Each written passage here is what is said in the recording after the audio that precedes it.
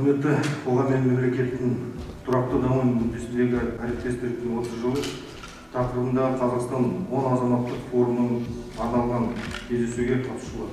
Уважаемые участники встречи, посвященной 10-му гражданскому форуму Казахстана на тему 30 лет партнерства в интересах устойчивого развития общества и государства, я рад приветствовать вас на сегодняшнем мероприятии, которое проводится в преддверии предстоящего заседания 10-го гражданского форума Казахстана с участием главы государства. За 30 лет партнерства принято много совместных мер по обеспечению общественного порядка.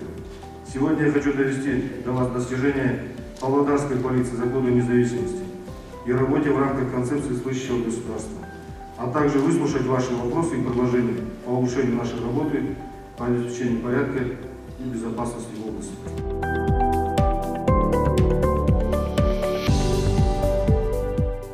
Қазақстан Республикасы тәуелсіздігінің 30 жылдығын мерекелеу қарсаңында Павлодар облысы полиция департаментінің қолдауымен Павлодар қаласында 10-шы азаматтық форум өтуде.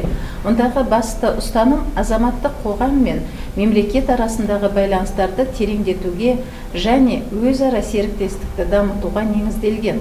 Осы тұста үкіметтік емес ұйымдар мемлекеттік органдармен бірлесіп атқарған жұмыстарына тоқталып, тәжірибелерімізбен бөлістік.